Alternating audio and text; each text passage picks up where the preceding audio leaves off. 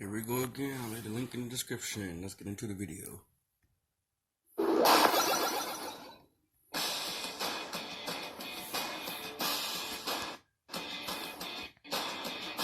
With the dragon slain and the princess rescued, the hero revels in gold, glory, and cake.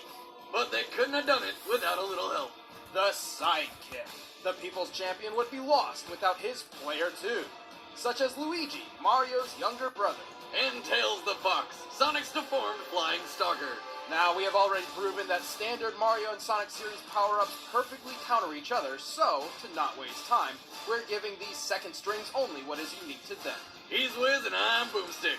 And it's our job to analyze their weapons, armor, and skills to find out who would win a death battle. After clobbering Koopas, besting Bowser, and saving the princess, who gets all the credit? Mario, of course, leaving his lanky brother with rejected sloppy seconds. No doubt Luigi has it rough. Despite being born as one of the 7-star children destined for greatness, it's not easy being second fiddle to the most popular character in video game history. Yet, he doesn't seem to mind. Like a good sidekick, Luigi exists only to help Mario, never asking for his own slice of the cake. So he's pretty much a slave. In a way, but this devotion makes him the perfect teammate, helping to save the Mushroom Kingdom time and time again.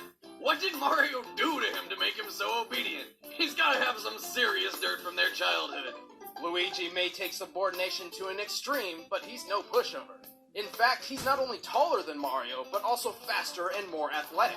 He can jump over 6 feet higher. Plus, after studying Yoshi's superb jumping ability, Luigi developed his own variant of the dinosaur's floating technique, the scuttle jump. His abilities don't end with the mid-air hustle. Luigi has plenty of powerful attacks, each of which, if pulled off perfectly, increase their damage for quick KOs. The spinning Luigi Cyclone, the rocketing green missile, and the super jump punch, which can send his foe up into the air so high that they never come back down.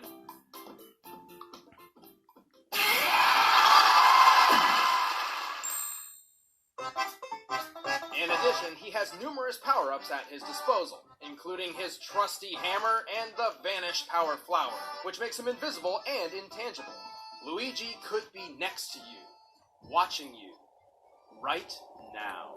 Ah, stop that! He was trained by the Thunder God himself in the powerful Thunder Hand technique.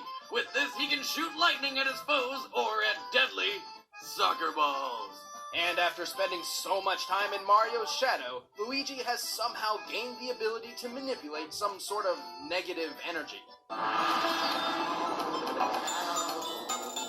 Remember when Mario Bros was about running around and jumping on turtles? Anyway, you were saying something about physics breaking time energy or whatever? Luigi's negative zone can devastate a nearby opponent. Its effects are random, but unavoidable, ranging from sudden dizziness to uncontrollable tripping over absolutely nothing. But when Luigi wants real firepower, he busts out the Poltergust 5000, a handy vacuum cleaner which can somehow kill ghosts. It can kill that which is already dead. He ain't afraid of no ghosts. Scratch that, he's afraid of all ghosts. Bugs, water, flowers, the sun. Luigi is a coward and doesn't even try to hide it. Granted, his fears are usually justified. Usually. He's also pretty clumsy, which you think would make a terrible combination. But like the Chinese drunken master style, Luigi harnesses awkwardness to make himself even more vicious. He's more powerful than he seems, murdering Goombas and Koopas by the hundreds every day. Before we go any further, I'd like to point out that the unmaking cannon belongs to a bunch of children. Is it bedtime now, Mom? No more parents. Even without it, Luigi has defeated Dementio, discovered the Grand Final Galaxy, raised a ravenous man-eating dinosaur, and even rescued Mario from certain doom on 3 separate occasions. The Green Thunder can pretty much do it all. Luigi is one mean green fighting machine. I'm doing.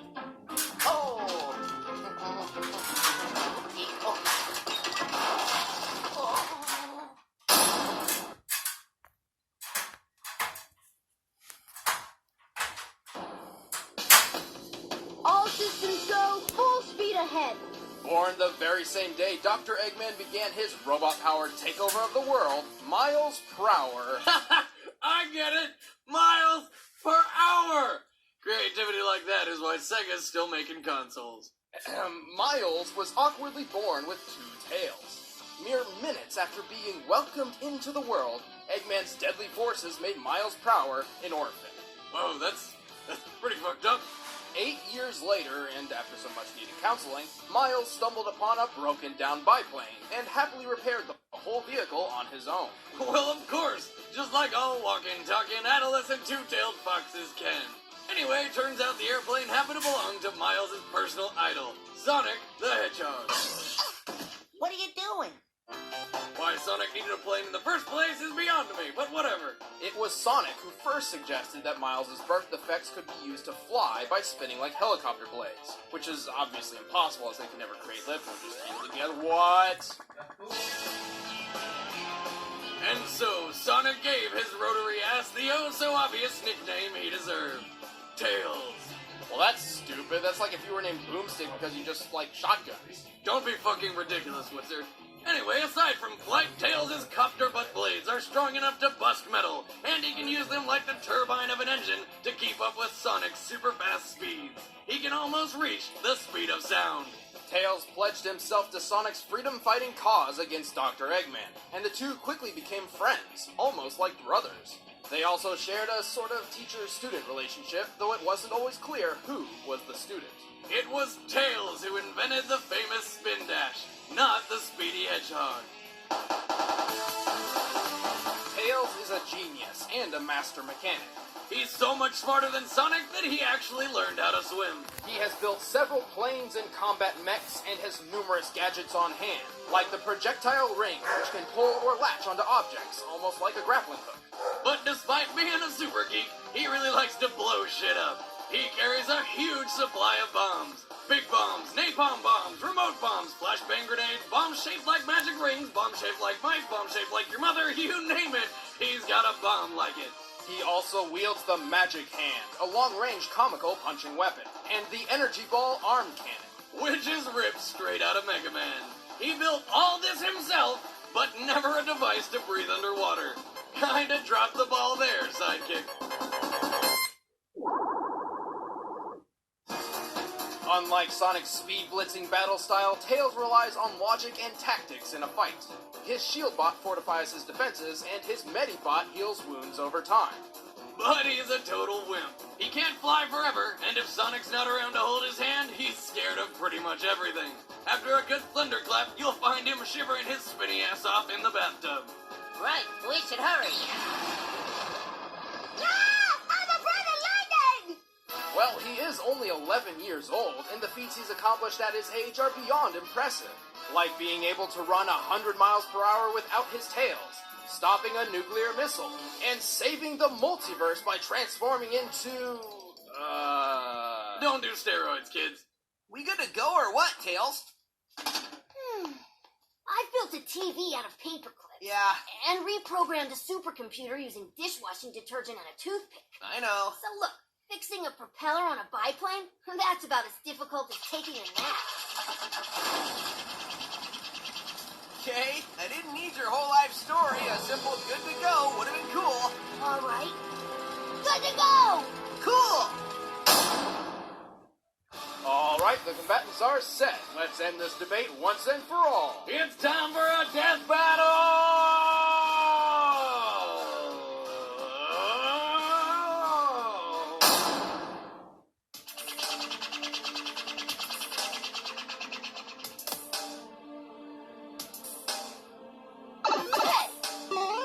Let's go. Forward!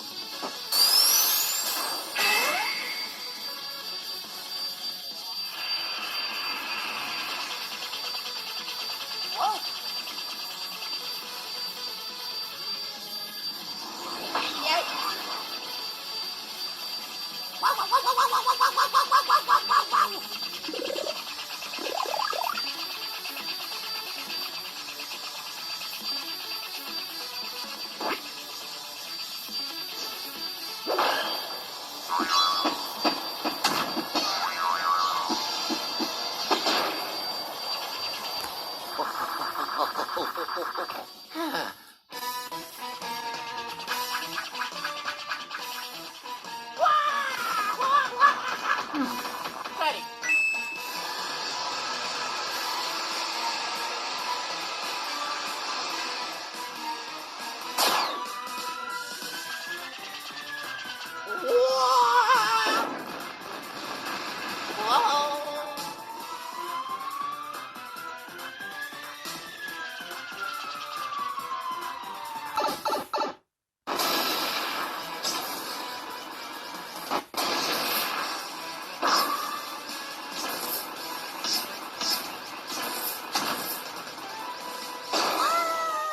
Luigi, gotcha.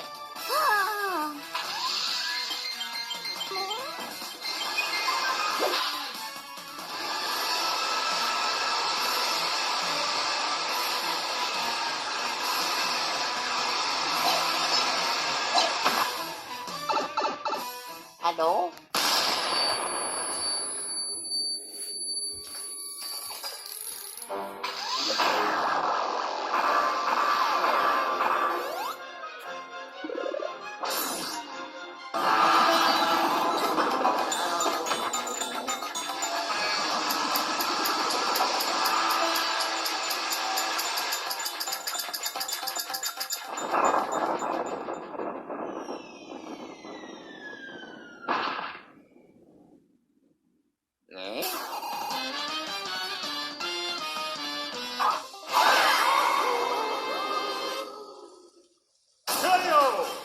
Well, there goes the year of Luigi.